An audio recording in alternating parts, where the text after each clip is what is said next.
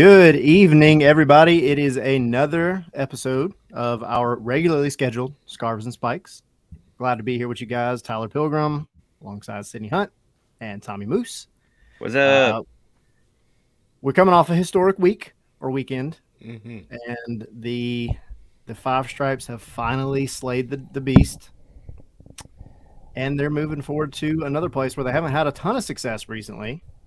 We're going to talk all about it. We're going to talk about everything going on with the team, some of the things that you might not be privy to necessarily. But yeah, how you guys doing? I'm doing all right. Well, doing well. I'm about to travel to Texas this weekend and visit family that I haven't seen in a little bit. So excited about that. Gonna try to watch the match, obviously, on Saturday. If not live, definitely the playback when I can. But yeah, should be a fun trip down. And hoping that Atlanta United can also beat NYCFC, which we'll talk about later on. Absolutely. I'm just want to thank everybody for checking in on me. I've been recovering from a kidney stone, which I realize is the worst thing that's ever happened to me in my life. But I've named it, so when I give birth to it, his name is Rocky. So Okay. I like it. I think it's a boy. I'm just assuming it's a boy. So just hoping I can start moving and getting out running again because I've been very bored. Yeah, I mean, you always think it's a good idea to just sit around the house and not do anything until you actually do it, and then you're like, man, this freaking sucks so bad. I gotta Thank get out and goodness be active. baseball started. I've been watching a ton of baseball. Like that's been like my thing for like the past like week is just watching baseball. Yeah. Well, Yeah, I had a little something myself. I mean, yeah, like go ahead. a little sore throat, but I'm better now. I'm almost at pretty much 100%. So probably just allergies. Ugh. Yeah, John says in the chat someone had over 100 kidney stones in his 65. Oh man, this is my first. This is me popping my kidney stone cherry. I can only imagine what 100 of them would do. Oh Oh geez, gosh. that uh, that's I'm stuck. awful. Whoa. That's Oh no awful. no. Can Um, imagine. Yeah, that's terrible. And I've never even had one, but I've heard so many people talk about how terrible they are. So yeah, I can't imagine having more than one. You know what's more hard hitting though than a kidney stone? What's That that? Red Bulls match. That Red That's Bulls right. match. This is true. This is true. Basically it was a hockey game out there. But hey, like, and we're going to talk about it because we're going to hit on a lot of stuff. But I think it's one of the most refreshing things to see a team that has been bullied around, played decent football. Like, it's pretty for at least the last year and a half. Couldn't get the results they wanted, but it's nice to see them go out there and just have a street fight and win. That was refreshing. I'm super happy to see that. And we Past predicted it Atlanta last United. week. Like that. Sorry, Cindy, go ahead. No, I was gonna say past Atlanta United teams. I've seen it mentioned on social media. Past Atlanta United teams probably don't win that match. They probably crumble under the pressure and probably allow that concede that equalizing goal at the very last. And I was like kind of holding my breath, hoping it didn't happen, as well as probably a ton of fans in the stands below me. But it didn't happen. That shoe never dropped, and yeah, like you were just saying, Tyler. Or as you guys were just saying, it was like a hockey game. Just I think it was like 30 fouls or something like that, but or something like 10 yellow cards. Just very physical, very emotional, and it's what you come to expect from Red Bulls. They don't go easy on you. So good on Atlanta United for getting that win. Like I said, past teams probably don't win that game, and you can't look at it as a vacuum, like and just say, "Oh, they should have scored." Yeah, they should have scored more goals, and maybe they weren't the protagonist throughout most of the match. But 3 points is 3 points at the end of the day, and yeah, Yeah, that thought came to my mind today or last night where I was watching the highlights again. Um, and I remember looking at the scoreline and thinking, you know what, like it was so stressful to watch. Mark saying in the chat, I hate sweating out 1-goal leads, especially in ugly games. Absolutely. That was it. It was an ugly game, but it was an effective one from an Atlanta United perspective. I mean, and yes, they did get lucky. Luck is part of it. It's nice that the team has luck because they didn't last year at all. So, yeah, and Dan saying we won and Chris Armas didn't blow it. This is true. Real quick, shout out all you guys, everybody in the chat. We want to hear from you guys as usual. Michael checking in from Brookhaven, appreciate it. Zilf, we see you. Josh, we see you guys. Keep it coming, and we want to hear from you guys, and we want to get you guys involved. So, real quick, we got to point out our Patreon because we are building some stuff up for that. We just dropped our first Patreon only video, which was just kind of like a cool get to know us video. And we wanted, to kind of let you guys know our background and how we got into Atlanta United and probably football in general. And maybe we gave more backstory than people bargained for, but that's okay. But it's what we want to do. We want to have fun with you guys. And the next thing that we're planning is a watch along, which I will say, and we've talked about it, the game that we're looking to do, this is not set in stone yet, but it's most likely is going to be the Toronto match on, I believe, is it April 15th? Think so. Yeah, so correct. Patreon, it's going to be fun. We're going to have a good time with it. It'll be an enjoyable time. We're not taking things seriously. We're having fun. We're going to be a bunch of folks watching Atlanta United. So it'll be a good time. And hopefully getting another win. But check it out, patreon.com. What is it, Sydney? Correct me if I'm wrong. Patreon.com. Yes. Yeah, patreon.com/scarves and spikes. And I'll put it in the chat. I'll pin it in the comments so you guys can get to it rather easily. But yeah, patreon.com/scarves and spikes. And thank you to all of you who have already contributed already. We so appreciate it. But yeah, anyone who wants in, please come on board and help us bring you more content like this. Not just our regular show every week, but the watch-alongs, the special Patreon-only episodes. A lot that we want to do with that. So really appreciate your help, and your donations and your support helps us to do that and really up the ante as far as the coverage that we offer you. So really excited for that. Word. 100%. Yeah. I can't say it better. We appreciate it as usual. And if you guys also, not Patreon related, but if you guys haven't already, make sure you're checking out our channel, our YouTube channel, because we've got the player rating videos that we're doing on the usually this Sunday after the matches. That'll adjust depending on things throughout the season, but we just have a good time with it. We use a proprietary, scientifically proven method to determine our ratings, utilizing whiteboards and other show and tell items. So come join us. Come listen to it. Come watch it. It's a fun time. But all right, yeah. So the Red Bulls, what can we say? They wanted to bring a physical game to Atlanta, and they got street fought back to New York, or New Jersey rather. They go back and look at like some of the old teams though. Like we weren't tough. Like you go back and look at some of those rosters, and like some of these were one of the youngest teams in the league over the past couple of years, and like you just had small guys. You didn't have anybody besides Ibarra that was like really going to get in anybody's face. And like, yeah, Zil says Ibarra was my man of the match. 100% agree. Like he was physical throughout that game, and he was smart. And I think that's what's been really important, because there was a lot of games last year where he just wasn't smart at all. Just constant yellows, in the first 20, 25 minutes. Seems like he's getting better at that. Giakoumakis is physical, very physical. And it's fun. Goal, that was the best part of the match. You could.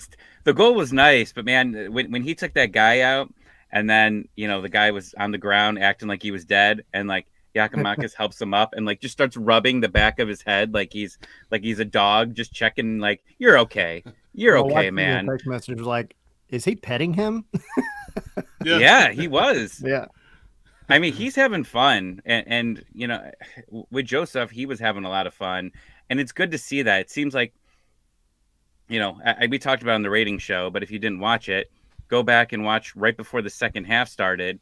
He's joking around with Almada and maybe Ibarra, just he's joking around with them, and I wish that they were mic'd up. I wish I could hear Yeah. what they were saying. I probably wouldn't understand what they were saying, but I could use someone to translate it for me, and then I can understand. But I mean, that's nice to see. And I think when teams are calm, having fun, a close locker room, that says a lot for teams. And we haven't, you go back to the early Atlanta United teams that had fun, they had cookouts, and everything has just seemed so serious over the past couple of years.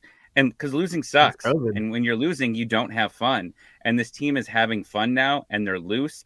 And look what's happening. They're sticking up for each other. They're scoring goals.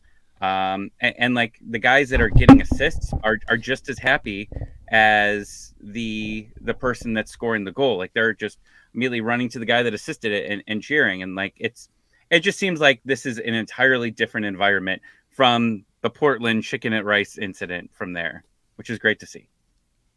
Yeah. I apologize, by the way. I dropped my mic almost. So You got to do You something played it cool on camera.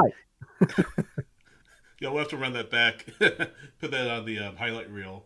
But no, Tommy, you're exactly right. I mean, there's such a thing about it as a team being too loose.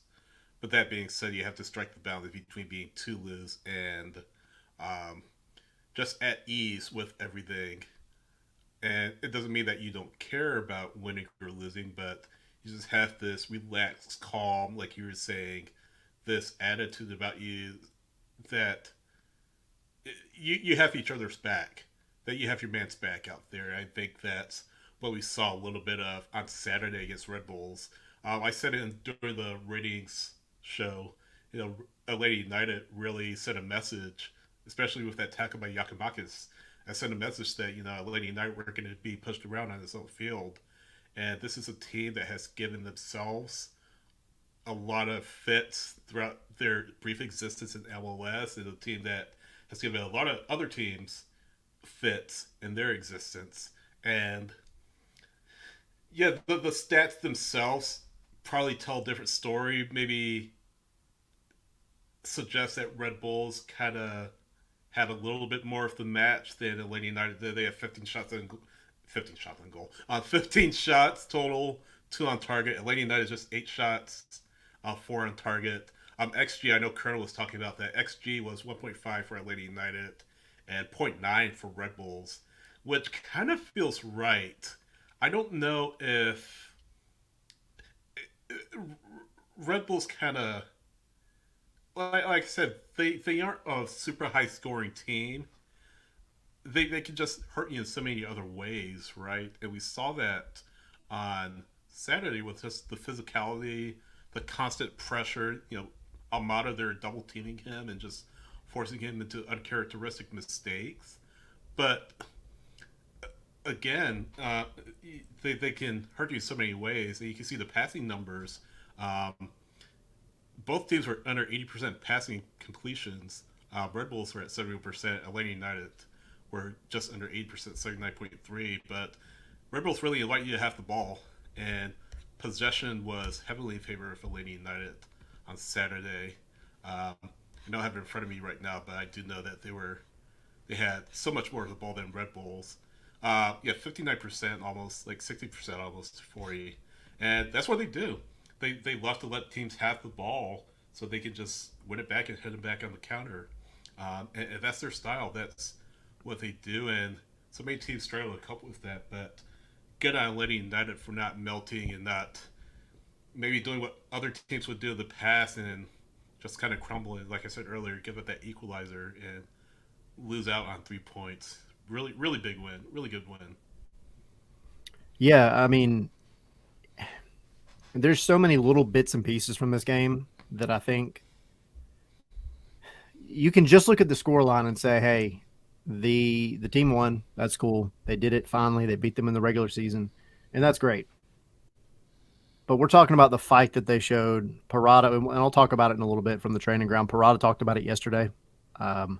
Mentioned specifically that this team, everybody already knows they can play good football, pretty football, but they haven't been able to necessarily show that they can descend into the down and dirty when it comes time to do so. And if we're being honest, this team hasn't done that since probably 2019. I think, Dan saying in the chat, we haven't had physical since Lorenowitz and Carmona. I mean, yeah, like those days where you had the LGPs, the Lorenowitzes, even Parkey to a degree, those guys, they weren't putting up with crap. I mean, just the simplest way of putting it. They were not putting up with any BS. And if a team tried to come at them with it, they would give it right back. And of course, there's always that famous, video, the GIF that you'll see of Lorenowitz. I forget what player. Maybe was that the one where Ambrose? But where he dumped him. Lorenowitz dumped him on the floor. That was Red Bulls, yeah. Yeah. And yeah, so that's what Dan was talking about. But yeah, like that's the kind of stuff that you need to see. And then what Yakimakis did the other day in that match, first of all, and we talked about it a little bit, it might at face value look like a reckless tackle. He got the ball. You still, you can't just say, oh, we got the ball, so it's not a foul. He got the ball, and he got like all of, I think Stroud, I think it's Peters. Anyway, got all the player too. Took him to the ground, but it was in direct, I don't want to say retaliation, but it was a direct consequence of Etienne getting fouled for like the 15th time and not getting a call. And you could tell that Atlanta had enough of it, and they were tired of getting targeted over and over again. And if you go back the past couple of years, you look at Moreno getting fouled all the time, or at least they would try to foul Moreno. At least he was one that would stand up some tackles and kind of, stay on his feet. But Barco fouled nonstop. Obviously, they're fouled anytime, Prime Joseph, they were fouling him as much as possible whenever he was on the field. But it's a good thing to see that blueprint of trying to take out Atlanta isn't going to work with this version of the team. Almada doesn't easily go to the ground. He makes people look stupid that try to tackle him. Yakimakis, they call him Tank. Clearly, I think we've all seen now why they call him that. And then you've got other physical guys. Etienne, no joke. Caleb Wiley's not a slouch either. And we all know Ibarra. So it's good to see that this team has got that physical aspect and they got the fight. And I think really that's the biggest thing you can take from this game. The win's great. Obviously, 3 points is that's what you want, but it also puts the rest of the league on notice. Pineda mentioned it in that post-match press conference where he said, yeah, Mark, good shout, Gutman as well. But Pineda mentioned it saying that Atlanta United needs to earn the respect from other teams in this league, including the referees. We'll hit on the refs in a minute because I see people in the chat talking about it. But teams don't respect Atlanta, or they haven't in the past. Really since 2020, if you think about it. So to have a team that's going to go out there and say, no, you're going to respect us, or you're going to get, we're going to give it right back to you. That's refreshing, and it's so good to see. Yes, Trying to see what else it's like they said it's like hockey, like we already said, which is ironic because Atlanta have lost to to NHL franchises already. So yeah, I don't know. Ozzy Alonso's another one. Yeah, Mark. Ozzy Alonso's available. Absolutely, Ozzy Alonso, Parada. We on the ratings thing, we really got into that, a lot more. But that guy was everywhere. I'm not just talking about on the during play, off play. Anybody was pushing, that guy was running 30 yards to get over to the scrum and cause some trouble. Sticking up for his teammates. That's a huge thing. And Almada. I went back and I'm sorry. I was going to say, and Almada was too. If you go back and watch the replay of it all, Almada was right there in the mix too. Mm-hmm. So. Yeah, and it was nice to see. And, I went back to watch because I know I was talking about it on the ratings, but Guzan was getting really upset with Parada. You go back and watch, there's about 3 or 4 times where the ball should just go to Guzan so he could grab the ball, hold it, and then reset. Probably kick it out of bounds. But he didn't do that. Parada would he was an Energizer bunny. He would just see that ball and he would just punt it into the crowd. And Guzan would just put his arms up going, what the hell are you doing? Just let me have the ball. And no, he wanted, and that's going to kill some of the clock too, I think, which was some of what Brad wanted there instead of just booting it there. But yeah, he was very he was all over the field, on and off during play, and that's a leader, and it's going to keep Abram off the field. And I don't know if we really expected. I mean, there was a lot of trash talk about Prada and his defensive side of the game. We all know he could score goals, but the defensive side was lacking a lot of last year. And now people have changed their thoughts and they don't want him off the field. And I know some of that was because they saw a very small amount of play of Abram with the national team, not doing very well. But, Prada wants to stay here. Zil's asking about what the loan fee is going to be. I'm not sure, but he's making it hard for the front office not to keep him, at the end of this year. So I would assume if things continue to go well, they keep him, because next year you're probably going to be out someone very important with Miles Robinson. And you don't want to start your entire back line from scratch going into next year. And if this guy's continuing to do well on both sides of the ball, then go for it. I mean, really, what he could have like 2 goals, I think. I mean, 2 or 3 goals already this year. But one was offside. One hit the post. Yeah, and then he put one header right over the top, barely. Yeah. But yeah, I mean, and I think going into the match against Red Bulls, he was like number 4 on the entire team in shots, which is hilarious because he's a center back having so many shots. Yeah. Yeah. But that's just the kind of player he is, and that's what you want. Like, yeah. But Mark with a good point. We'll be losing Miles for the Gold Cup, so it'll be good that we've got Abram around, and that's true. I mean, and I really don't. It's not so much of Abram is bad. I mean, you've only seen him play 5 minutes or something. Like he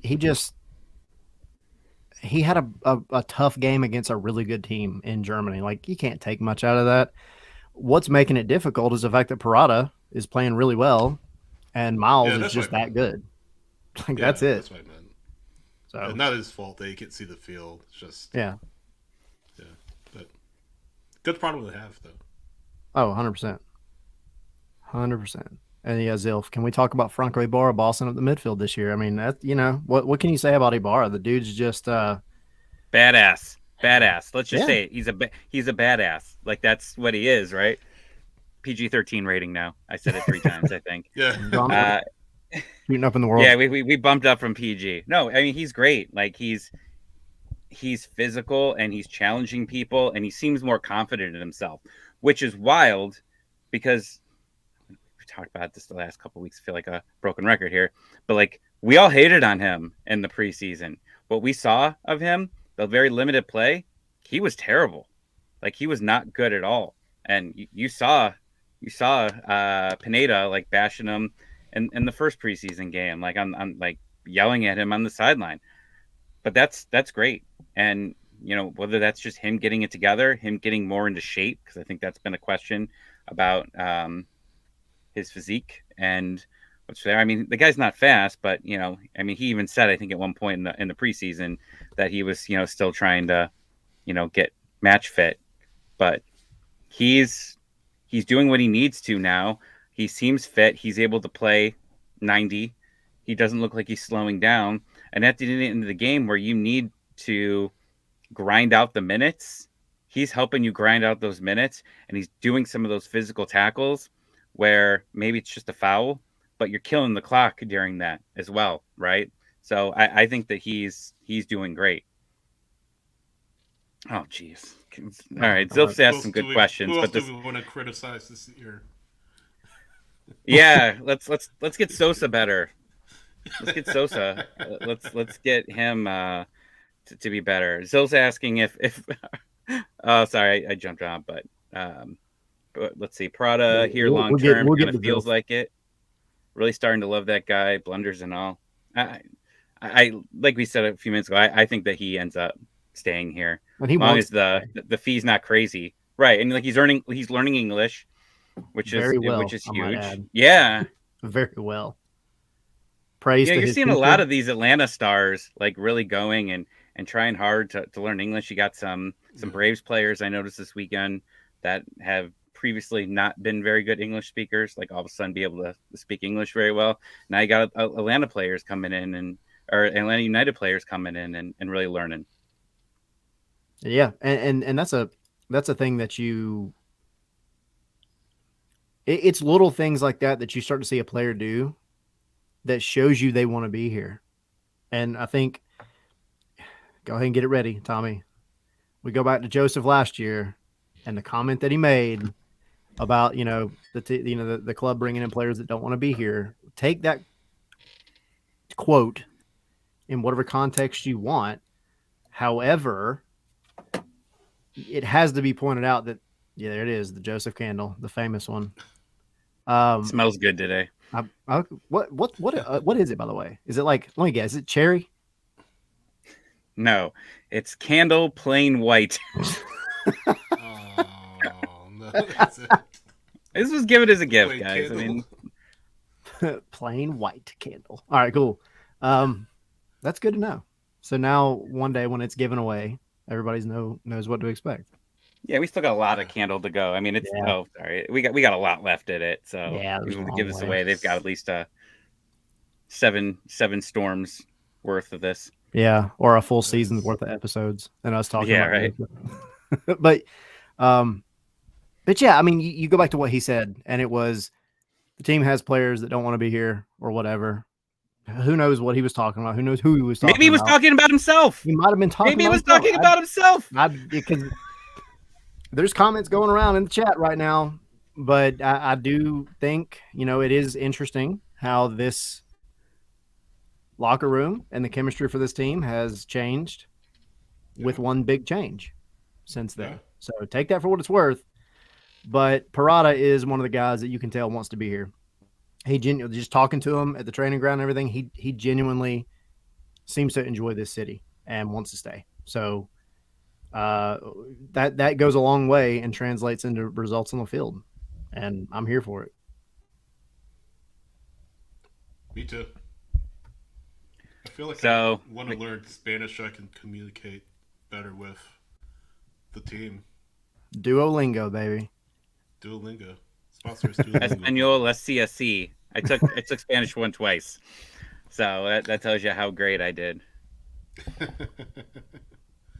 But, I just want to No, find the teacher that Parada's using and figure out what company they work for. Because if they teach Spanish as good as English, then Yeah. I'm gonna start writing some things off on taxes.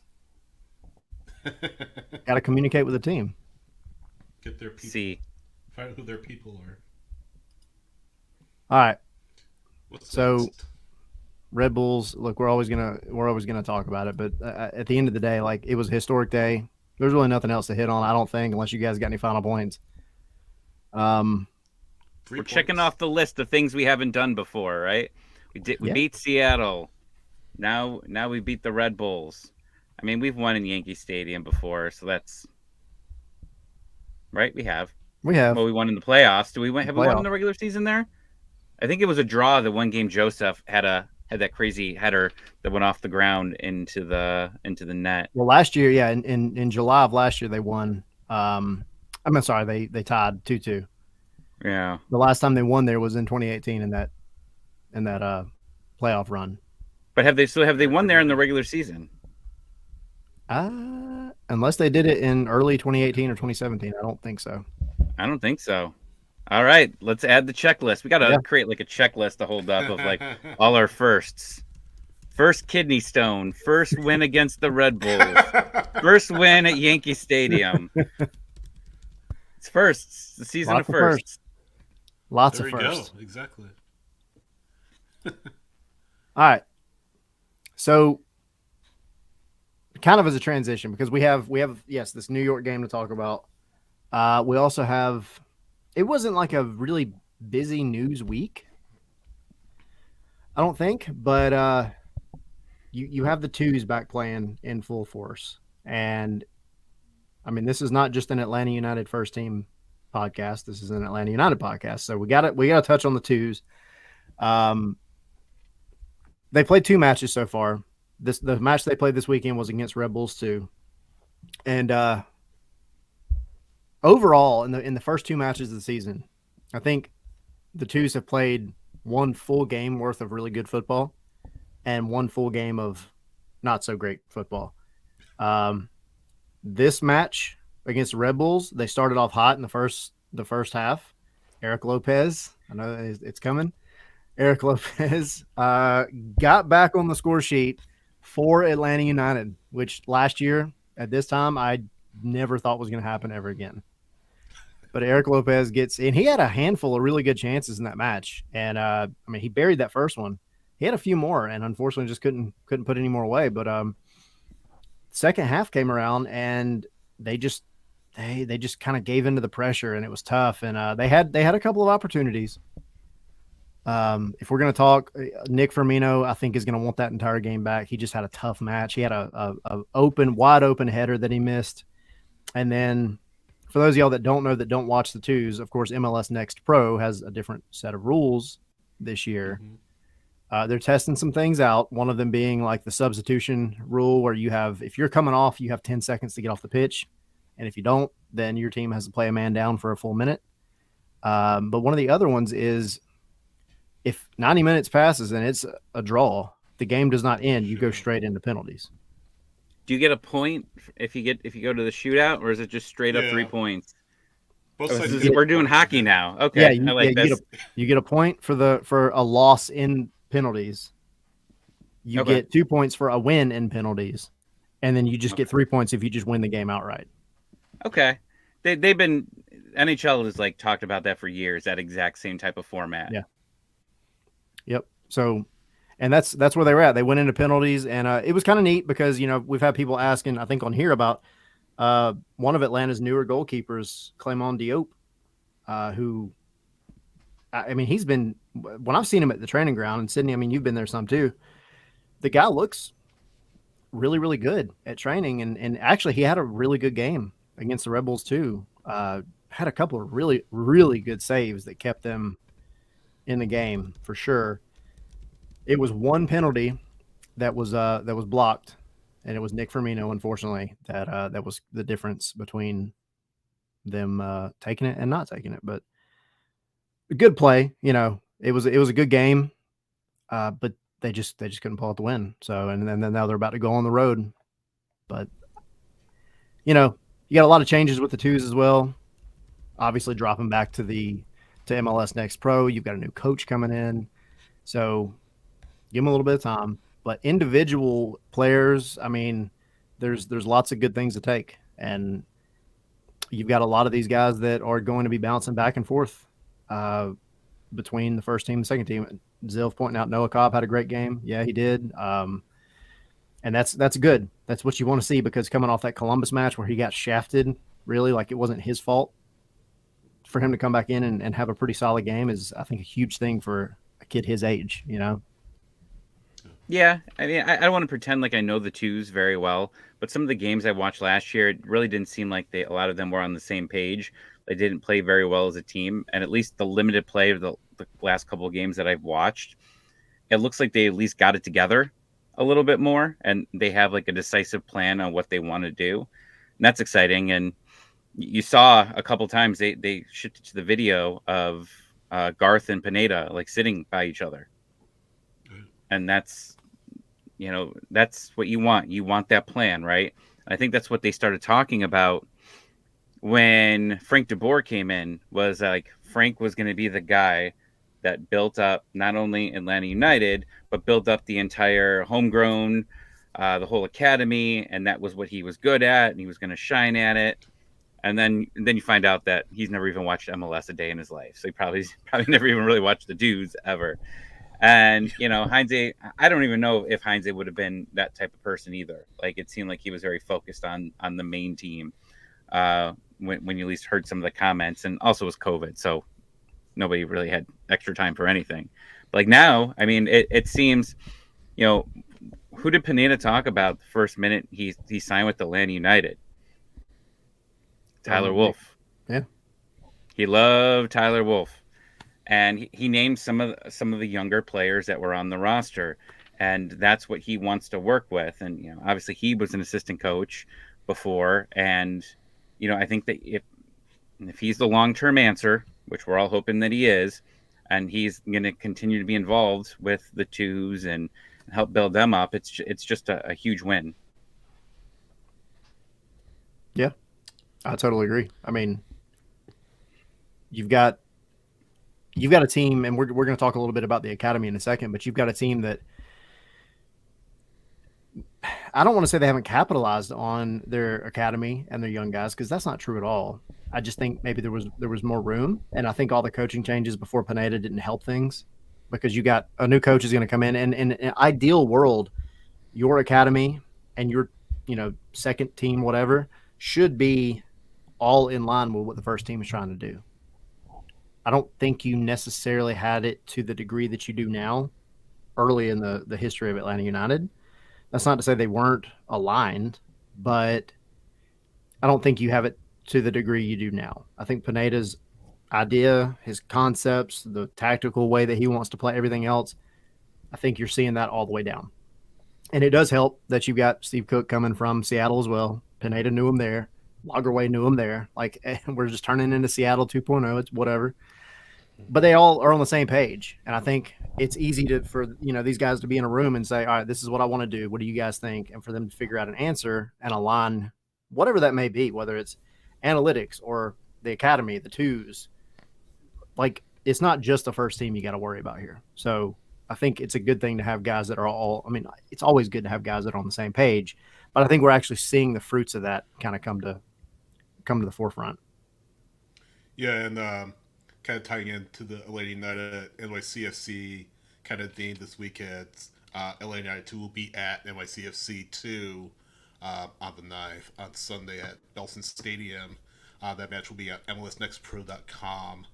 But yeah, that's something that I would love to see too. And you're seeing it. We talk about Wolf, Brennan, Cobb, Garces, unfortunately, who has an ACL, still working on recovering from that. But other names that I haven't mentioned, like Nelson Orji, David Mejia, Vicente Reyes, Johnny Vial. Johnny Vial, my boy, like man. That. Yeah, your guy. These are players that I think that the idea behind LA United 2 kind of backfired, because while you're getting these players experience against professional clubs, full guys that do this full time, it kind of backfired because they were just getting their heads kicked in, not every night, but every other night, it seemed like. So I think being an MLS Next Pro, some people don't like it. I think being an MLS Next Pro kind of levels the playing field as far as Atlanta United 2 is concerned, and gives these guys a greater opportunity to grow within the MLS kind of ecosystem. Because, if they can prove themselves here at this level, that theoretically could open opportunities for them to contribute at the first team level. So, really interested to see Tyler, you talking about Steve Cook coming over from Seattle, who's had tremendous success with their academy. I mean, look at the names that have come out of there. But while Atlanta United have a very strong academy, it's not like the Union Academy. It's not like FC Dallas' academy by any stretch of the imagination. But while there's plenty of room to go, there's still plenty of promise within. So, yeah, kind of our, I guess, our twos chat, I guess, and hopefully they can kind of get things back on track. No pun intended this weekend. Ooh, piece of news we forgot. It's a train joke. I got it.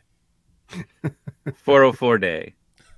It was 404 day the other day, and it was interesting to see how some of the teams did. And I don't know if you guys noticed. Did you see who was the representative for Atlanta United on the main picture that all the teams were posting? It was Miles Robinson, was it not? Miles. It was Miles Robinson. Just interesting to me, because we talked about this before the season started, like who was going to be the face of Atlanta United this season.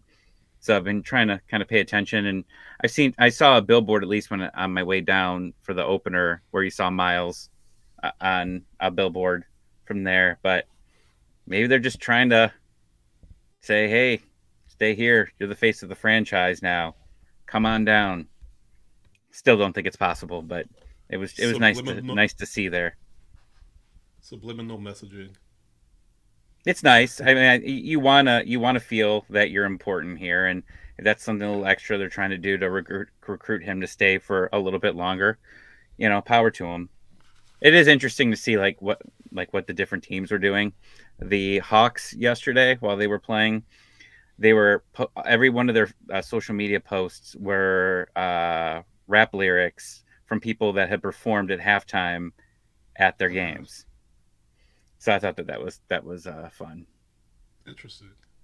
For what it's worth, there's still right outside the Benz. There's still a Grady billboard with Joseph on it.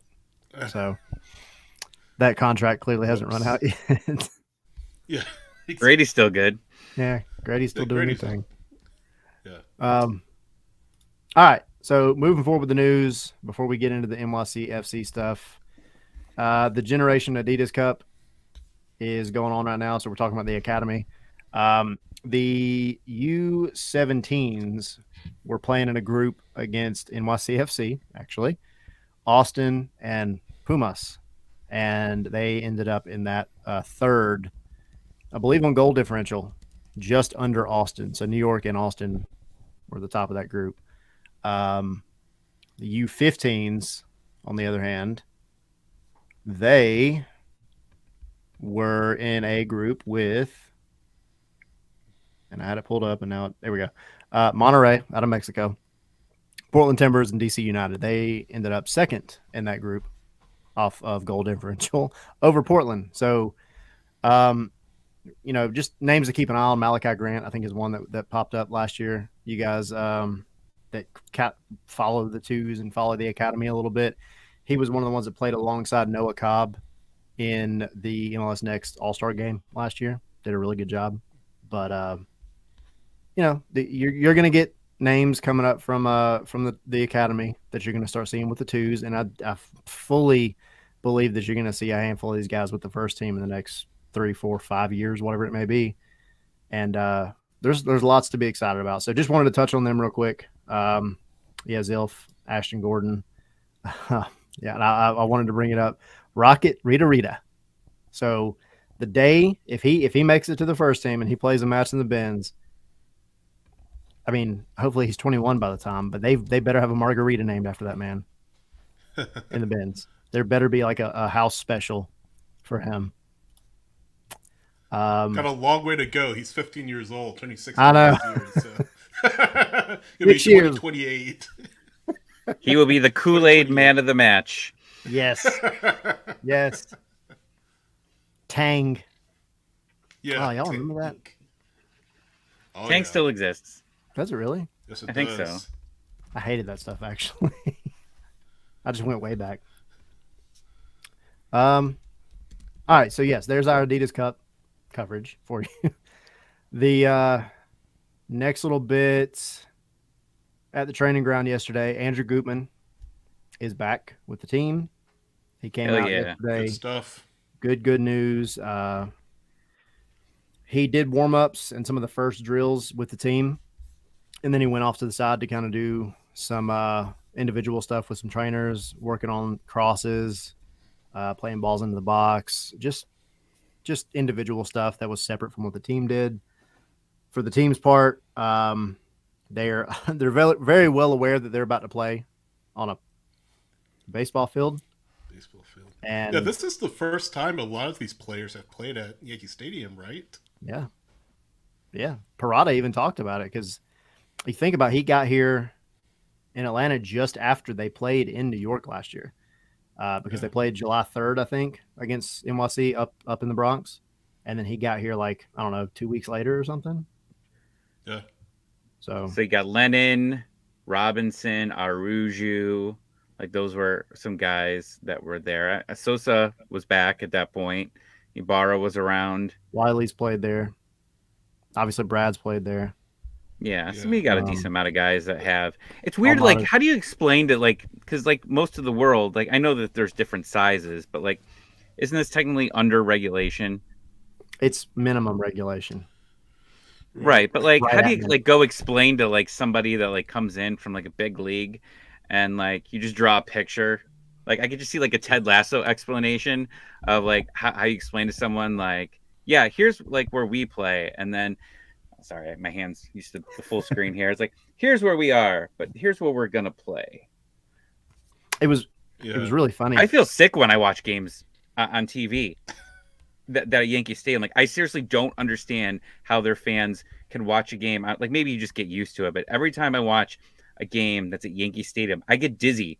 Like, just trying to look at I guess I have to go there to check it out to like fully understand. Like, you see it, but like you don't see it really. And I let's make a trip. I'll meet you guys in New York. Sydney, that's your stomping grounds around there. All of New York is New York, so you should know it. We'll meet you there. Let's go. I went to Yankee Stadium last year for a Yankees game. It's on the Oh, so you NYCFC went for what it's used banner. for. What? I said you went for what it's actually used for. Yeah, I went for actually what it's used for. Yeah, but real quick, and Tyler, I know you're going to talk about the training ground. It's just the setup there. Even the guys who have played there, and we'll talk about the match a little later on. Even the guys who have played there before, it's still a lot to get used to. And NYCFC has been able to use it to its advantage time and time again. They're building a new stadium, as mentioned. They're supposed to build a new stadium, but their teams are just going to have to deal with it until then. So, but yeah, going back to the training ground. I mean, you were out there, Tyler, and you're seeing the preparations for that. Yeah, and Dan saying the Open Cup is on. We're going to talk about the Open Cup in a second for a moment anyway. But yeah, the training ground, just to keep it really short, again, they're very clear on what happened. You go back to Pineda's history there, and that was where they lost in 2021 in the playoffs. You got a draw there last year, a hard-fought draw. I would call that success. I mean, a draw, especially last year, with what this team dealt with on the road is pretty good. I think they can win there. And they're convinced that they can win there. Pineda, when we got out there yesterday, of course they have the small sided pitch set up. But beyond that, they had a 40 by 40 square. Well, Pineda came over and he was explaining the drills. The 40 by 40 square, and if you take the 40 by 40, that's similar, at least in width, to what you're going to be looking at in Yankee Stadium. But there were a bunch of the agility sticks, the training posts that were set up through it, and it looked like something out of the Olympics, like the slalom skiing where you got to go in and out, But he was explaining that basically what they were doing, they got I think it was 10v10, and they're playing towards each other. But the way that they scored points in this match, there were no goals. They were just trying to break lines through these slaloms, these gates. And it was to simulate how packed it's going to be on that field, but it's trying to play, line breaking passes through the traffic. And so they scored points based on how they played through these different gates that were all over the field. So it was a clever, kind of creative way to get them in the mindset. And then they went over to that small pitch, played 7v7 very quick. There were 3 teams. And it was just a matter of, 2 teams played. One team would swap to the other side. That one would get a break. The one that was just on a break would come in and they would just cycle through. And the caveat with that drill, again, that was really cool in prepping for this game specifically, was if they scored a goal, it only counted if all of the attacking team were in the attacking half of the pitch. Obviously, to simulate, you got such a small pitch, you can press New York all the way into their own half and keep them there as much as possible. So, and he described it as a mindset thing. Really, really cool, really clever. He's been coming up with some very interesting drills this season. I just think it's cool that we've been able to see it.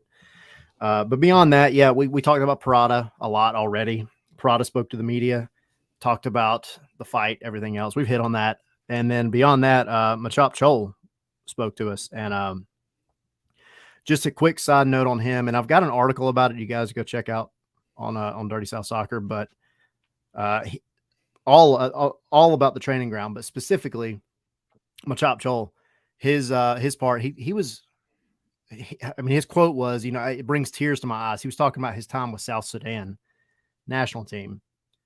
And I did not realize this really cool story. Obviously you may know he was born there, moved here in the year 2000 when he was 2, if that. he did not see some of the family that lived in South Sudan until he joined the national team and made it back over there for national team camp. And Wow. so there's kind of a extra motivation, if you will, for him to kind of make it back over there, because that is one of the ways to be able to go see his family that he never really gets to see. And he said that in this particular recent international break, some of his relatives were actually able to come to the camp, the training ground where the South Sudan national team was playing and training, and actually watch him train and play and everything. So it's just a really cool story for him. Yeah, Really neat if you didn't know that about him already, which I didn't. I mean, just kind of in depth, not really about Atlanta United, but just cool because he's an Atlanta United player. So if you need another national team to go cheer for, go look at South Sudan. It was a really, really cool story. Yeah, that's great. Great to hear. Great to see it. Yep. All right. All right, last two things, real quick. What we got next? Yeah. Because comments popping up. You've got the Open Cup is in full force right now. Charleston won, by the way, last night.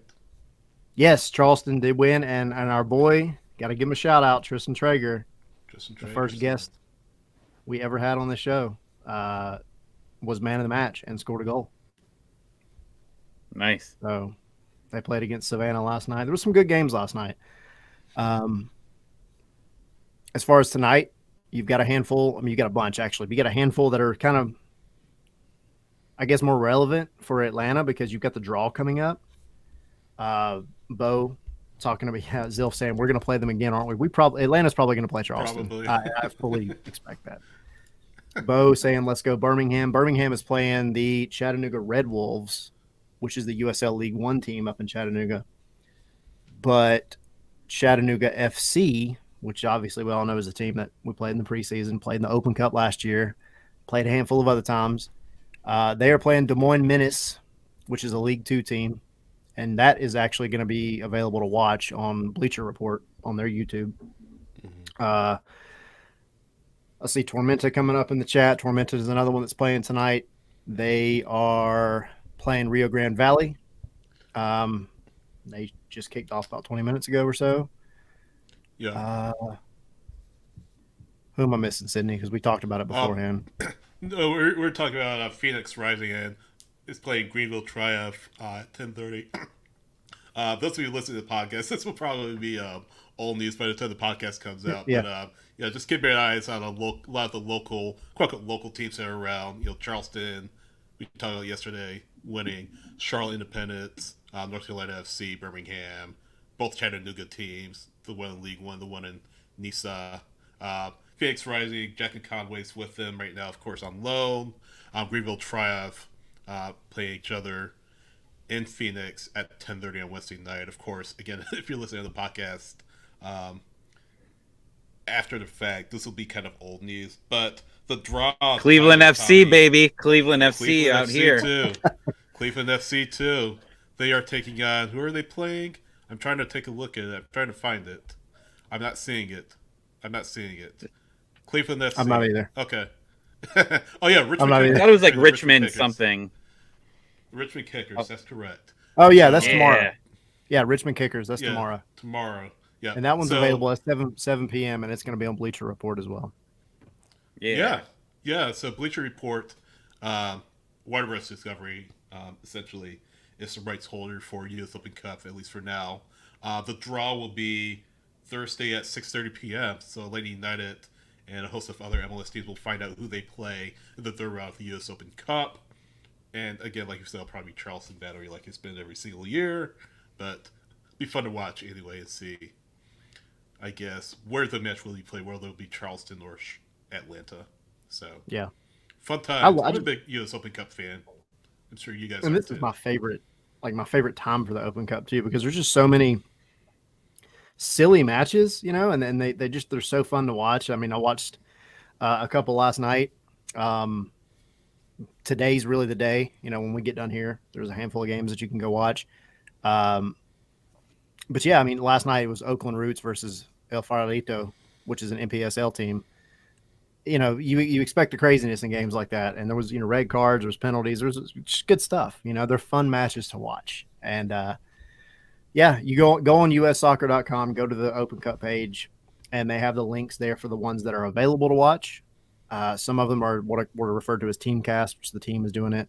And then you've got a handful that are also Bleacher Report. So you can watch them straight from YouTube. Fun times. Fun times. Yep.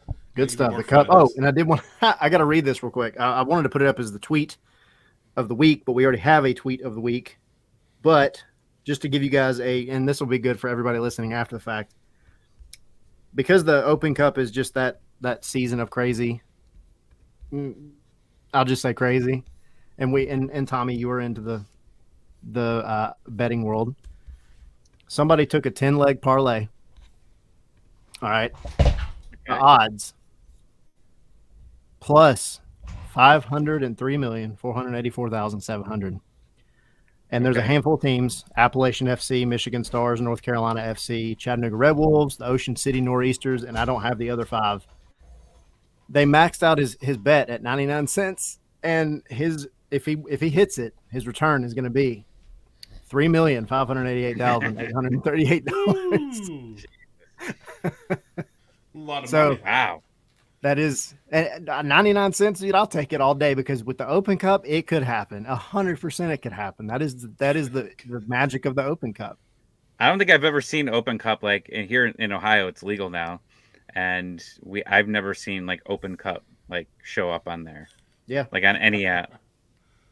I don't know what this one was on, but yeah, absolutely. But they capped his bet at 99 cents. So I'm on it. Challenge accepted. That will look. We could have, man. We could retire. Not really, but we could have one heck of a podcast with $3 million.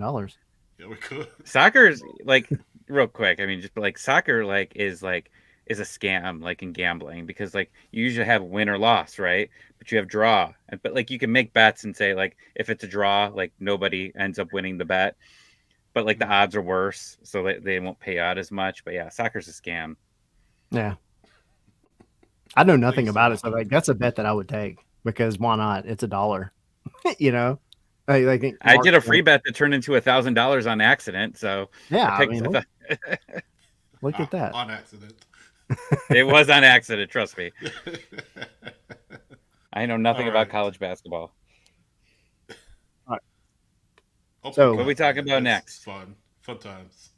Yep. I think we can hit on this analytics thing. Do you guys want to touch on that before we get into the NYC stuff, or? Yeah. So Tyler, you said you were the only one that read the article. We are bad preppers of the show, but I got an opinion from what you've told me. But go ahead, tell us a little bit about the article. Yeah. So just really quick, Atlanta United put an article out today that touched on what they're doing with the analytics for the team. We all know, we've talked about it on this show before, what Garth Lagerwey wants to do with the analytics. You've got him bringing in a couple of different, what's the word? Not agencies, but firms, analytics firms that are coming in, and they're taking so many little details that maybe you don't think about on a day-to-day basis, and applying them not only to the strategy for Pineda and the team, but then in going and finding players that are going to match up with that particular play style. And right now, their main analytics guy, he was pointing out that statistically in MLS, the majority of the goals are scored off of like fast breaks or counters, things like that. And so that played a lot into why they brought in Giacomakis. That was why they pushed so hard to bring him in, because of how like his physicality, his ability to press, everything else. And just some of the changes that they're already making. But you look at where this team was analytics wise. I remember doing the spaces at the end of last season when Lagerwey was getting announced, and us talking about how bad this team needed it. And to fast forward just 4 months, if that, and to see where they're at already is a big, big sign. And it's huge, and it goes under the radar all the time. But analytics, Atlanta was the one pioneering this for MLS in a lot of ways, and then kind of dropped off maybe.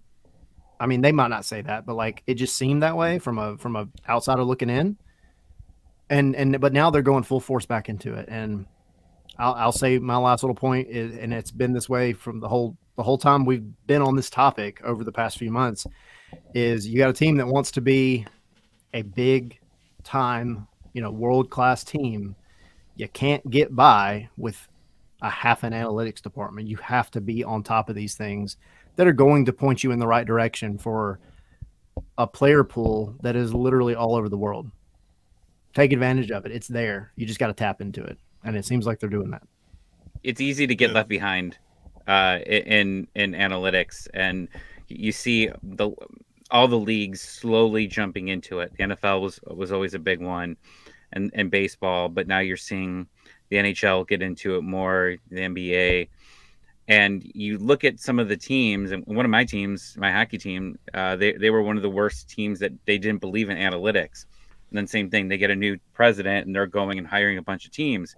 Like, that's extremely important long term for any franchise, especially now. Any leg that you can get up on your competition is huge. And I think that's what we've been missing for all these years. And, I've heard Garth make comments that he's even talked to the Falcons analytics department, because the Falcons weren't behind on this. They paid all the money and the Falcons were using it for their team. So he said he's even had conversations just with the Falcons team regarding certain things from there. So they don't want to just steal from the Falcons. They want to have their own analytics department, obviously two completely different sports, even though they're both called football, but that's very important to them. And now they're investing into it. So I don't want to be dramatic here, but this is a huge signing long term, because now you're creating this department that's going to help going forward. Yeah, there are 3 specific metrics mentioned in the article: counter pressures, attacking half ball recoveries, I should say, and XGs per shot, expected goals per shot, not penalty, expected goals per shot. I can't talk. But yeah, the link is link's in the chat if you guys want to take a look at it. But yeah, really good to see LA United really embracing this and really diving headfirst into it, because maybe it gets forgotten in a lot of front offices around the league.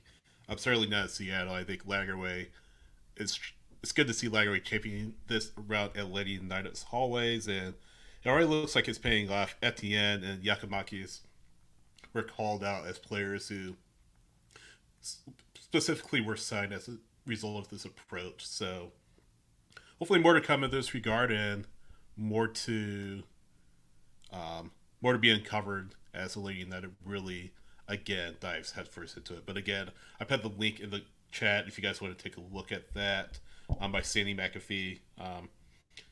She had I just kind of breezed through it right now. A really well written article by Sandy. Really appreciate her work on that. It was a really, really good in-depth article, and absolutely, if you haven't had a chance, and it literally just came out like a few hours ago, so go check it out. It's worth the read. It's a lot of stuff that maybe from just a traditional football standpoint, it's maybe not the most interesting stuff. I mean, I'm not a math guy. I don't like math, but I understand how important it is in the modern game, especially. And take advantage of it. It's a tool that you can use, and by all means, take advantage of it. Yakimakis, by the way, while we're on the subject of him and news, also made team of the week on the bench. I thought you were going to say he was good at math. He probably is good at math, I think. I'm not gonna. Never mind. I was gonna say something, but I'm not. So anyway, good for him. Good for another player to make it onto the team of the week, despite the crazy match that they had.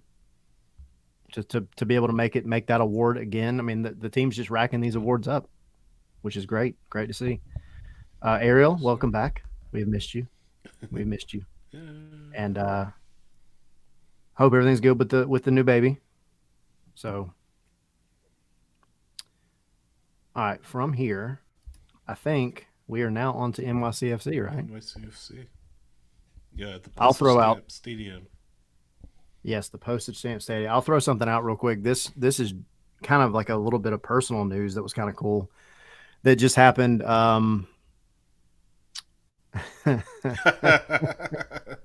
Tommy has he's been waiting all episode for this moment. His LA Oh, you're Angels muted. jersey and cap. Unmute. And he forgot to unmute himself. Still forgot. Unmute. I was so Now he excited. is. I almost bought a Braves hat for this bit, and I was like, I'm never gonna wear it. I'm an Angels fan, as we talked about on the Patreon episode. But I was like, oh, we're playing at a baseball stadium. I'm gonna wear my baseball stuff. So here we go. Both the Angels and the Braves won today. So it's yes. While we're on the topic of new kits, I got mine. Shout out to my wife. Thank you so much, babe. She's listening now too. Very nice. Yeah, anniversary present. So, and it's nice and cool, and it's because hot in my house right now. I love this thing. So comfy. So Very nice. all right.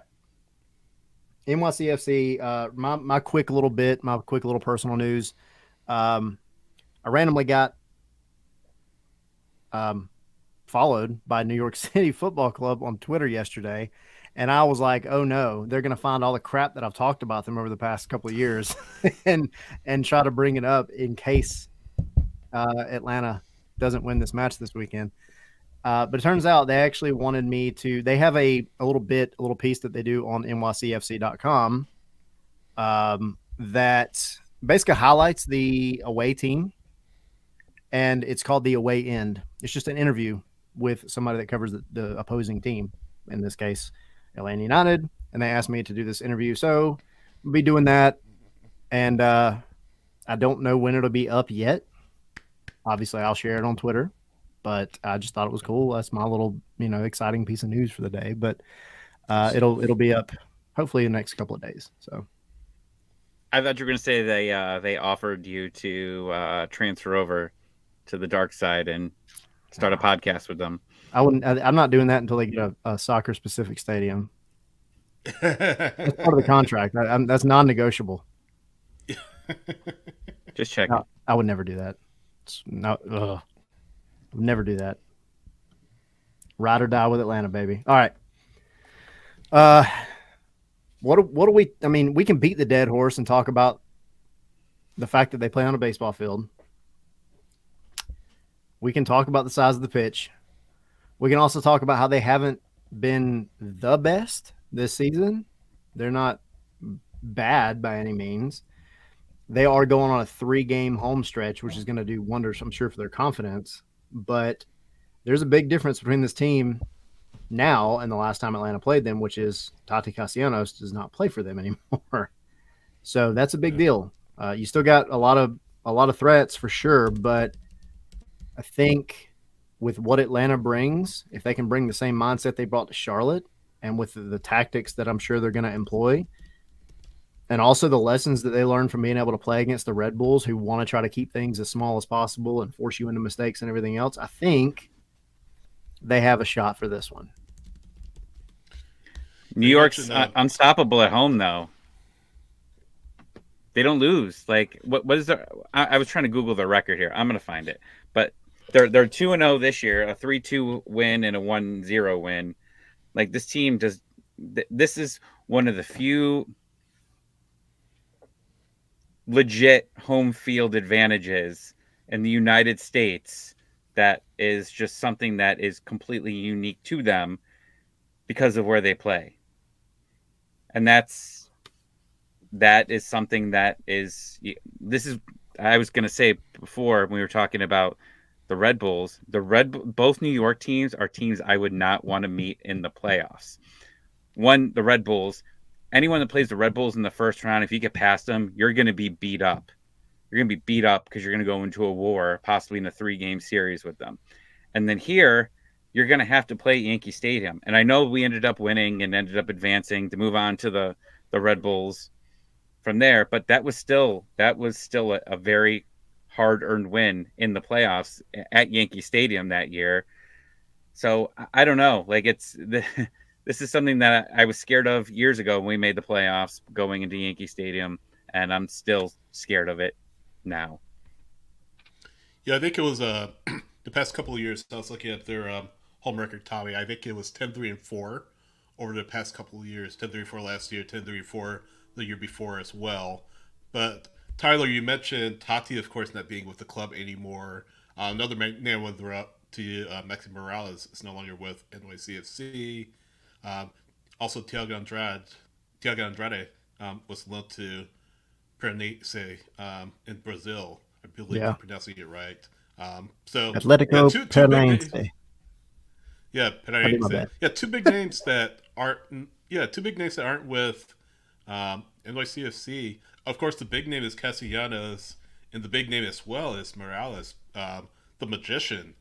He created so many moments for this club during this time with NYCFC and earned him.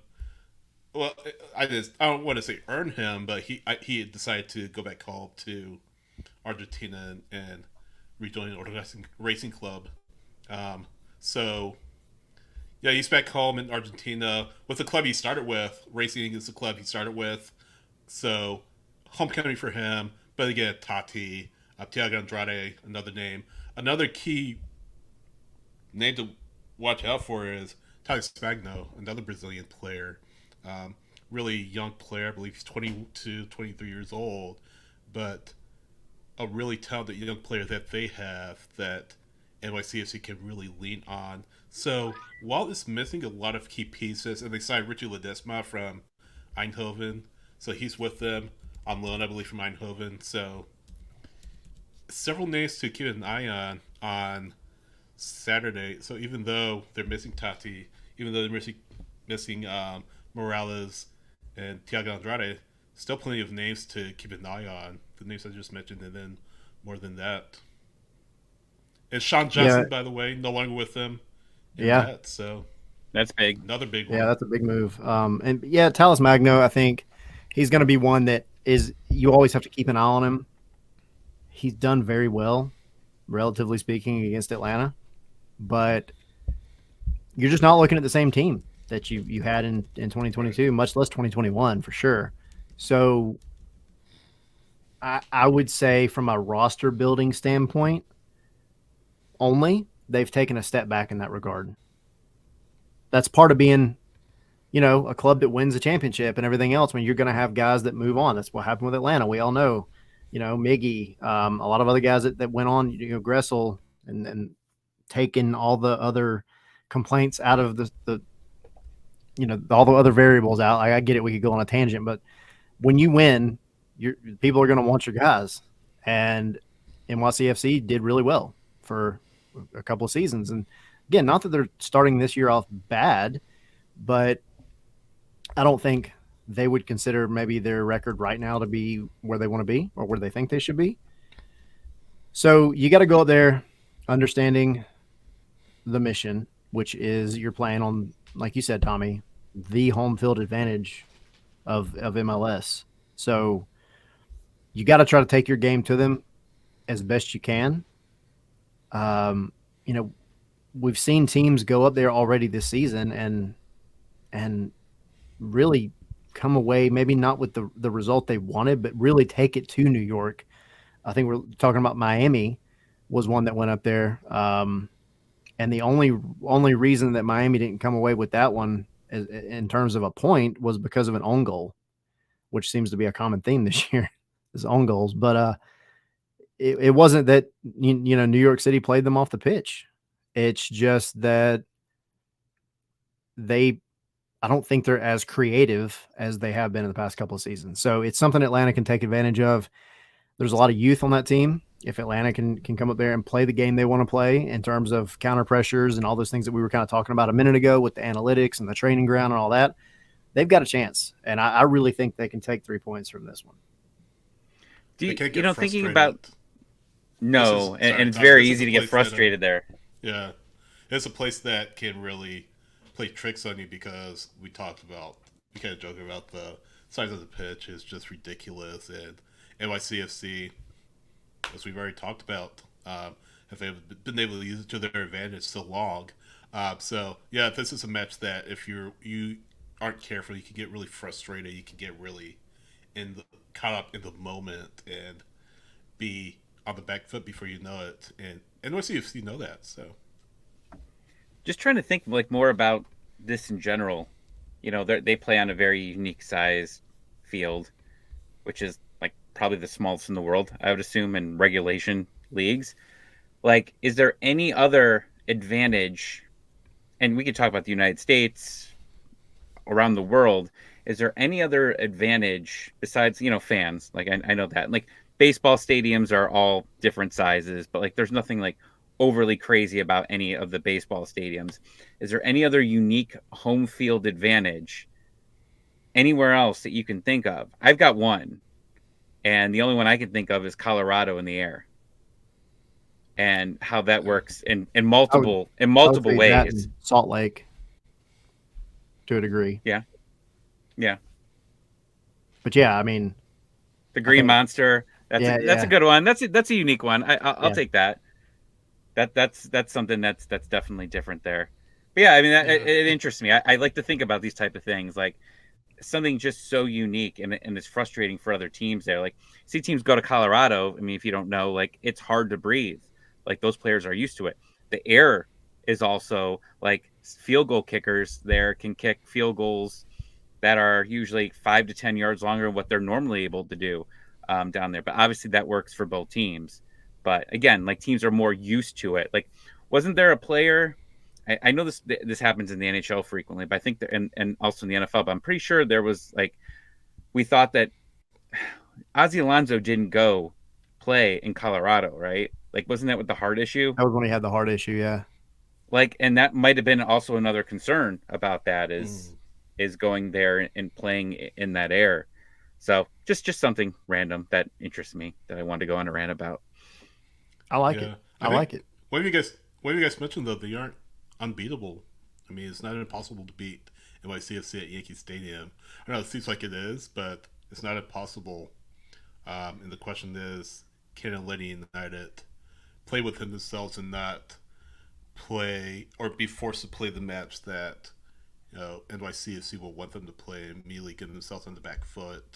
Like I said, you don't want to have to chase the match in hostile territory, especially on that pitch, especially in the environment. And granted, like we said, the roster may be a step below what it was in 2022 and in 2021, but still, this is a team that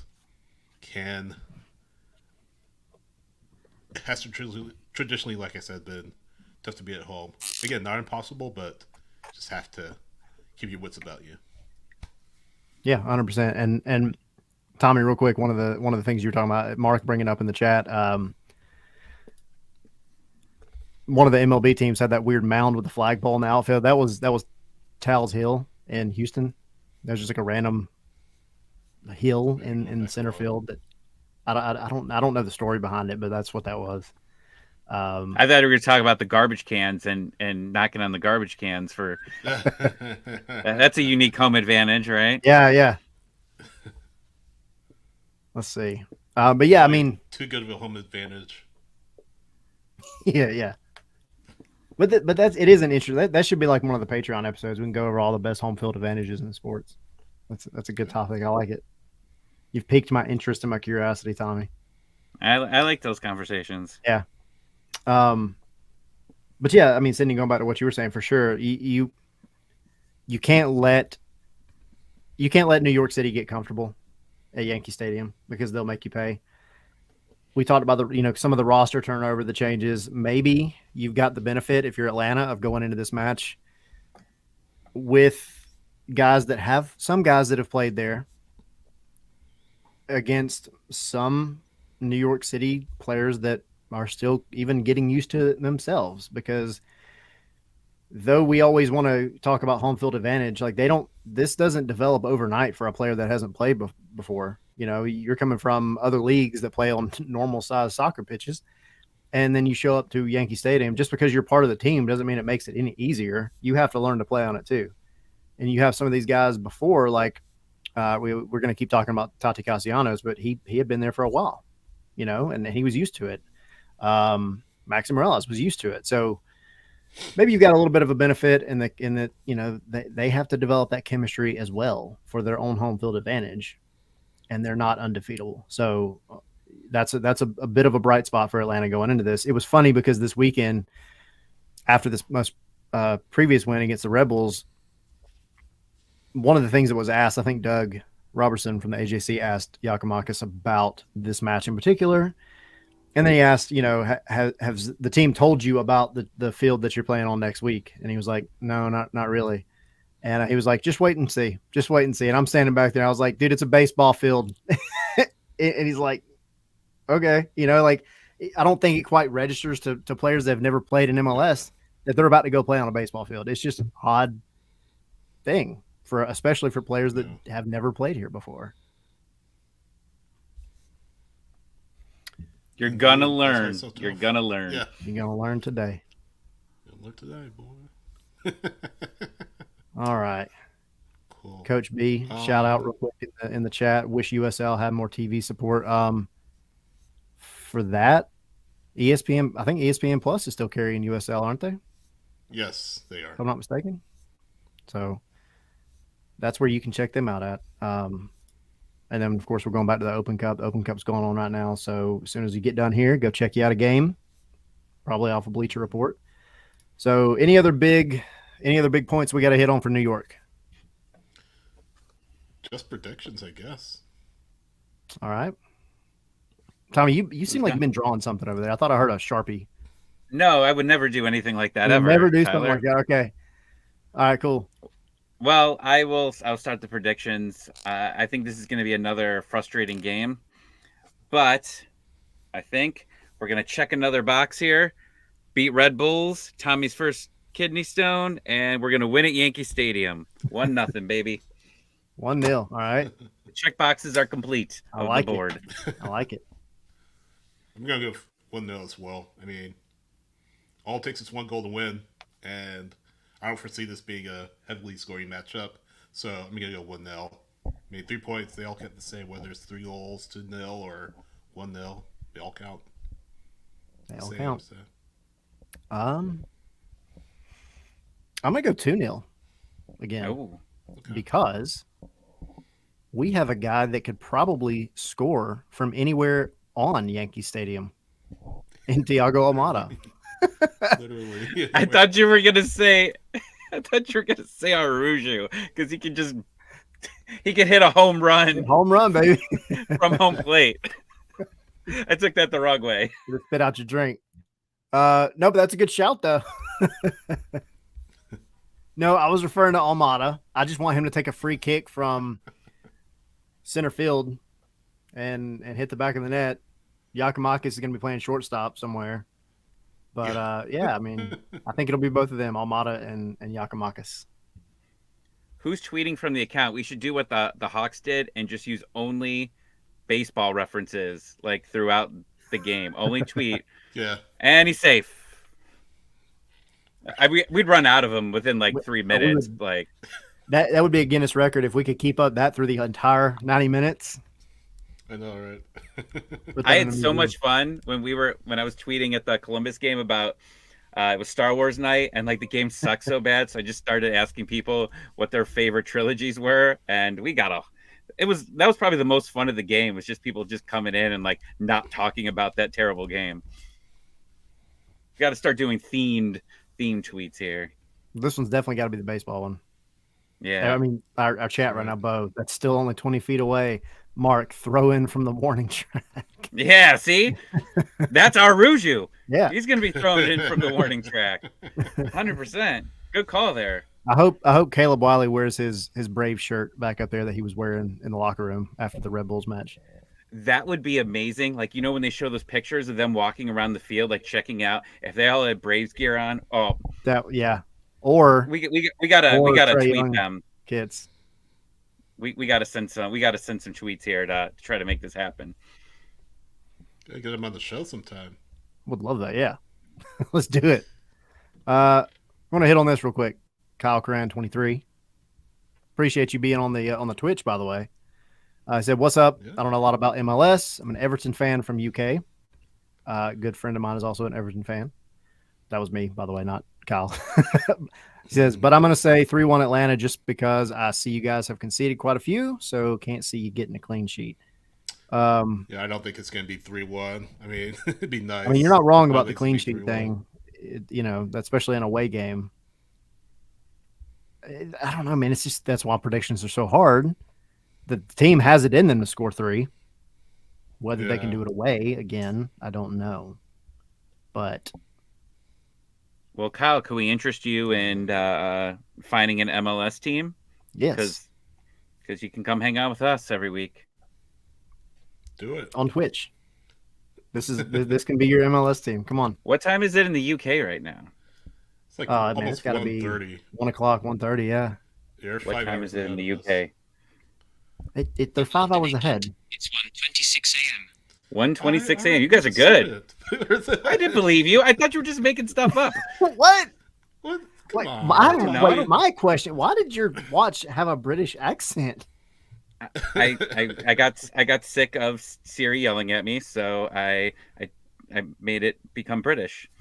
I need to do this. That's cool. You could do this. There's like other voices you can download, but yeah, I'm gonna go do that's Jarvis. I call him Jarvis. Oh, okay, cool. Yeah, I like it. Iron Man reference. Iron Man reference. Thank you. Yeah. Welcome to the team, tweet us. Kyle. Yeah. Welcome, Kyle. Come on board. We would love to have you. Yeah. Tweet us at Scarves the letter N Spikes. Let us know your predictions, and we'll tell you how wrong we were next week. Colonel. None of us have hit it. Colonel says 3-0. Yeah. I don't know about that. Is a lick? I've never heard that He reference meant before. walk. Oh, okay. I don't know, I was man. gonna say like That might be a colonelism. I thought it was like Scarves and Spikes After Dark reference there. I don't know. Here we go. Here we go. I I went off the deep end again. I turned it dark. It's Yes, a I lick. did. All right. That pretty much wraps it up for this one. I think we're gonna work on some guests for the next few episodes. We're working on. I'll just go ahead and tell you guys now. I'm not gonna tell you who because I don't know if it's gonna happen. Never know. But I will tell you we're working on another player. Trying to get somebody on. Brett So Shea retired, so he's got a lot of time to come. he's hang gonna out be with bringing us. his pet snake on the show that he captured in Miami. I don't think it's Brett, though. It's not Brett. Be nice. Some of my dreams. Maybe a Patreon episode of Brett. Yes. So yeah, no, we're working on that. We're we wanted to kind of do some things, with guests and without guests too. It's also just for full transparency, like trying to get guests on every week is not the easiest thing in the world. I don't know if that's like a news flash for anybody, but we pride ourselves in being able to do it as much as we can. But it's also like we want to be able to talk to you guys occasionally too. So Yeah. working on some things. Make sure you guys are following us all the usual places: YouTube, at Scarves and Spikes, Twitch, again at Scarves and Spikes. Patreon is up at the top for those listening after the fact. It is patreon.com/Scarves and Spikes. Everything is Scarves and Spikes, except for the Twitter. It's Scarves the letter N Spikes. So make sure you're following us all there. Kyle, I mean, I don't have any links to any MLS teams, but I remember Atlanta when you guys had Martinez and Almiron when you won the championship. Yes, those were the golden age days. They're coming back, though, Kyle. Yeah, They're coming back. coming back. We're on our way back. Well, now get in. You have a link to an MLS team now, so come and Yes. join us. Come have fun with the 17s. We'll Future teach you all Premier about League it. player Almada will be. You can Yes. watch him play here. Yeah, maybe he'll come to Everton. Who knows? Almiron's with Newcastle. I'm sorry for you as an Everton fan. Yeah. But, it's like a bad yeah. word up there. Yeah, I know. But I think that's it. I think I hit on everything. We did all the plugs. Make sure you're following us. I'm at ATL Pilgrim. Sydney is at SH Wrights. Tommy is at Tommy ATL 96. And This was a what home else run is it? today. This was Yeah. a home run today, right? Yeah, it was a home run. I thought this Good show one. might have been like a double or a triple, but I think we hit a home run. Yeah, I'm, I mean I'm they practicing. I'm practicing. hit I'm the getting three ready. last week against the Red Bulls with Trey Save- Young, so we're going in the right direction. Save some for this weekend. I All like right, it. well, let's walk this one off. Yep. Oh man. Walk it off. I got Thanks more. for watching, I got more. everyone, I'm writing it and down. listening. Keep it going. Take care, everyone. Appreciate it, guys. We're out of here.